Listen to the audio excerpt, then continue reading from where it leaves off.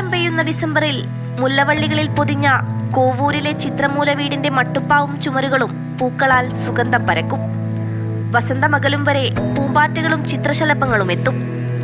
മണിമുല്ല പൂക്കൾക്കിടയിൽ നറുതേൻ നുകർന്ന തേനീച്ചകൾ ഒളിച്ചിരിക്കും.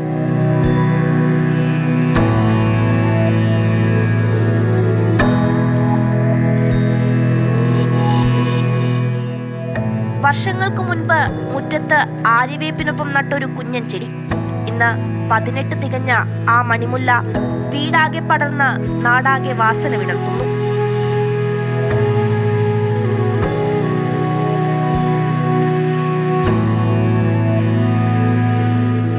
First day ഒക്കെ ഭയങ്കര വൈറ്റ് ആയിരിക്കും.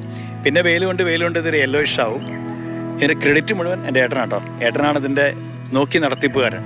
അവിചാരിതമായിട്ടാണ് ഇതിങ്ങനെ ഉണ്ടാവുന്നത്. ഇത്രയൊന്നും ഞാൻ പ്രതീക്ഷിച്ചില്ല.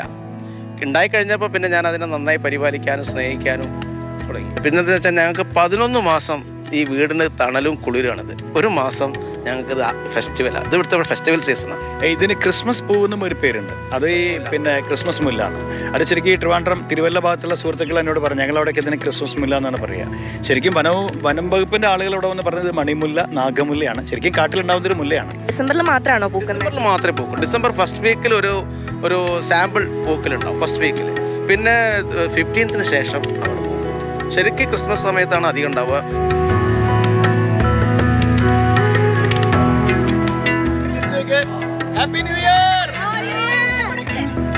വസന്തം കാണാൻ സുഹൃത്തുക്കളും ബന്ധുക്കളും എത്തും. പിന്നെ സെൽഫിയും റീൽസും വിശേഷം പറച്ചിലുമൊക്കെയായി ഒരാഘോഷം തന്നെയാണ്. എല്ലാവരും ഇതിങ്ങനെ ആസ്വദിച്ചിട്ട് എന്താ പറയുക, ഇതിലിങ്ങനെ മനം മയങ്ങി നിൽക്കണ കാഴ്ച കണ്ടത്. സ്നോ വേൾഡിലൊക്കെ പോയ പോലെയാണ് എനിക്ക് തോന്നുന്നത്. ശരിക്കും മഞ്ഞാണോ ചുറ്റും എന്നുള്ളൊരു ഫീല്. ഞാനിപ്പോൾ ഇതിൽ ഭ്രമിച്ചിട്ട് ഞാനൊരു തൈ വെച്ചിട്ട് അതിൻ്റെ അകത്ത് ഇപ്രാവശ്യം 2-3 പൂക്കൾ വിരിഞ്ഞു. അതിൻ്റെ ഫുൾ ക്രെഡിറ്റും വിനോദിനും ഏട്ടനുമാണ്. പൂക്കളിൽ മഞ്ഞരാശി പടർത്തി പോക്കുവയിൽ കടന്നുപോയാൽ പിന്നെ ചുവപ്പുടുത്ത ആകാശത്തിന് കീഴെ മട്ടുപ്പാവിൽ മണിമുല്ല പൂത്ത വൈകുന്നേരങ്ങൾ ഒത്തുചേരലിന്റെ ഇടമാകും. കണ്ണൂരിൽ നിന്ന് വരികയാണല്ലേ കാണാൻ? കണ്ണൂർ തലശ്ശേരി. എങ്ങനെ അറിഞ്ഞേ? 6 വർഷം മുൻപ് വിനോദേട്ടൻ്റെ FB പോസ്റ്റിൽ കണ്ടതാണ്. അന്ന് മുതലേ കാണാനുള്ള ആഗ്രഹം ഉണ്ടായിരുന്നു. ഭയങ്കര സന്തോഷം.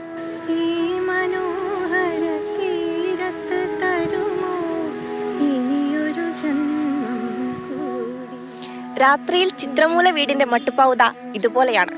പൂത്തു വിടർന്നു നിൽക്കുന്ന മണിമുല്ല പൂക്കൾക്കൊപ്പം സംഗീതവും നൃത്തവുമൊക്കെയായി വീട്ടുകാരും സുഹൃത്തുക്കളും സന്ദർശകരുമൊക്കെ ഒത്തുകൂടും. ആ കാഴ്ച ഈ പൂക്കൾ പോലെ തന്നെ മനോഹരവുമാണ്. ജോം ടിക്കൊപ്പം അഞ്ജന സുകുമാരൻ, മാതൃഭൂമി ന്യൂസ്, കോഴിക്കോട്. അഞ്ജന നമുക്കൊപ്പം ചേരുന്നുണ്ട്. അഞ്ജന, എന്ത് ഭംഗിയാണ് ഈ മണിമുല്ല ഇങ്ങനെ പൂത്ത് കിടക്കുന്നത് കാണാനല്ലേ. ഡിസംബർ സമയത്താണ് ഇത് പൂക്കുന്നത്, ക്രിസ്മസിന്റെ സമയത്ത്. നേരത്തെ ആ ചേട്ടൻ നമ്മളോട് പറഞ്ഞതുപോലെ തന്നെ ഒരു ആഘോഷത്തിന്റെ സമയമാണ് ഈ ഒരു കാലം എന്ന് പറയുന്നത്. അതിൽ ലൈറ്റൊക്കെ ഇങ്ങനെ ഇട്ടിട്ടുണ്ട്. മൊത്തത്തിൽ കാണാൻ ഭയങ്കര ഭംഗിയല്ലേ. അഞ്ജന അത് നേരിട്ട് കണ്ട ആളാണ്. പറയൂ അവിടുത്തെ വിശേഷങ്ങൾ.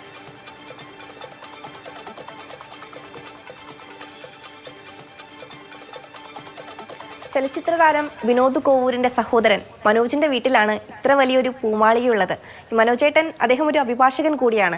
അദ്ദേഹം ഒരുപാട് വർഷം മുൻപ്, കൃത്യം പറഞ്ഞാൽ ഒരു 18 വർഷം മുമ്പ് ഒരു ചെറിയ ചെടി കൊണ്ട് ഈ ആര്യവേപ്പിന്റെ കടക്കിൽ നട്ടതാണ്.